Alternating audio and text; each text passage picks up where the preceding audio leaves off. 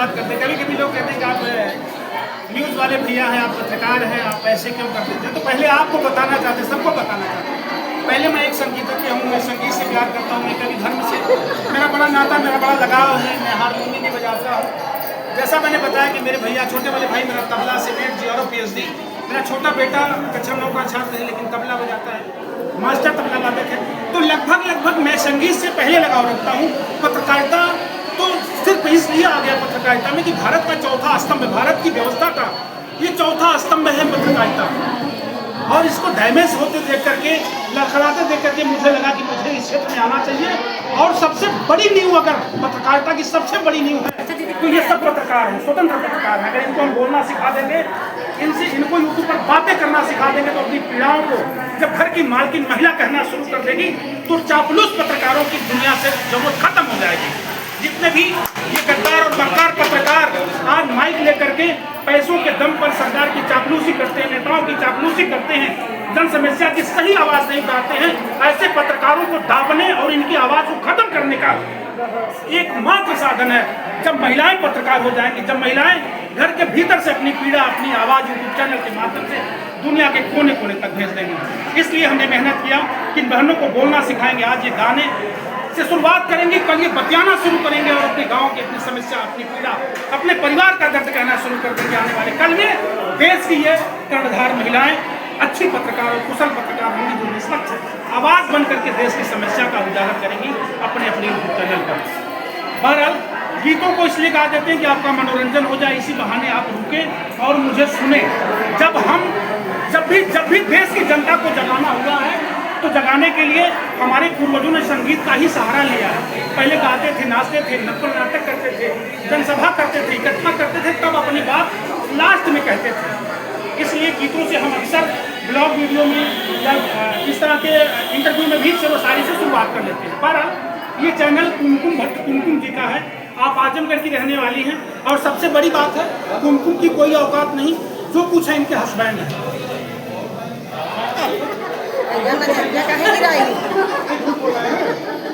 हंस क्यों रही भैया? तो नजरिया गिराई। हमने कहते कोई औकात नहीं, कुमकुम की क्या औकात है? कुछ औकात नहीं।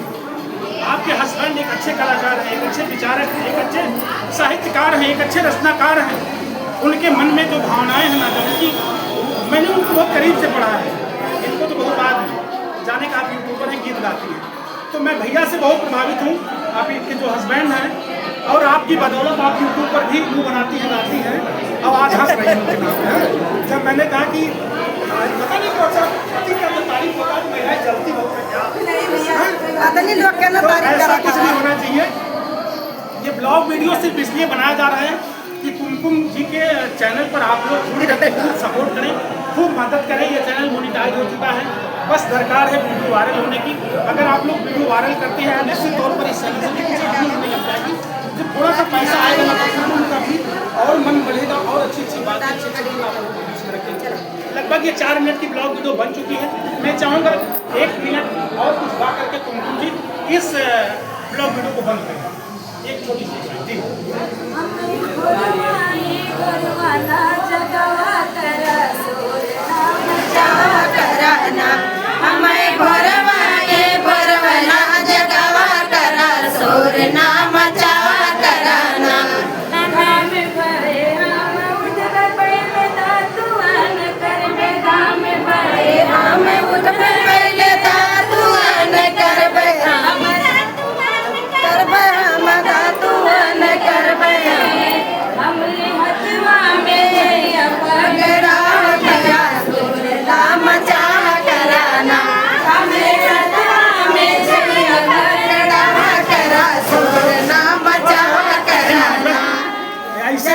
गाना गाती हैं तो एक नसीहत अपने हस्बैंड को जरूर देती है, ऐसा करेंगे तो वैसा करना, ये करेंगे 5 रुपये जलेबिया वैसा। यही इन सबके गीतों में तहलका होता है। बहरहाल ये ब्लॉग वीडियो दोस्तों कैसी लग रही कमेंट करके आप लोग बताना। मैं जल्दी से मिलूंगा आप सबको अगले ब्लॉग वीडियो में एक इंटरव्यू के साथ। कुमकुम भट्ट कुमकुम जी का इंटरव्यू मुझे एक अपने चैनल से और प्रसारित करना है बहुत जल्दी। ये प्रसारण जाएगा। बाकी आप लोगों से निवेदन हाथ जोड़ करके मेरा है कि अगर आप लोग मुझे इस चैनल से देख पा रहे हैं तो प्लीज़ हेल्प करिए, आप मदद करिए। कुमकुम भट्ट कुमकुम के चैनल को खूब आगे ले चलिए। इन्हीं चंद शब्दों के साथ आप लोगों से विदा लेते हैं। हम आपके संतोष हे देवरू तोहरे से लागल बाई मनावा, हे देवरू तोहरे से लागल बाई मनावा, 16 बारिश मोर भइलै गा मनावा, तबे से भैया तोहर छाये विदेशवा, हे देवरू तोहरे से लागल बाई मनावा, हे देवरू तोहरे से लागल बाई मनावा। सबसे खलनायक कलाकार अगर पूरी टीम में करवा सही बता, ये नायक होता है खलनायक अगर ये कोई खलनायक है तो पता नहीं कहा हमारे पीछे पड़ी ऑफिशियल से रन्नो हेली अम्बेडकर नगर जलालपुर अकबरपुर से। भगवान इनके दीर्घायु रखें, स्वस्थ रखें, खूब खूब बढ़िया से फलों फूलों खूब अच्छे से कमाएं। आप मंच के बहुत अच्छी कलाकार हैं और लगभग स्टूडियो से भी ऐसे ही लाइव रिकॉर्डिंग के लिए गावत है। बहरहाल ढेरों शुभकामना, मंगलकामना, प्रणाम, नमस्ते, जय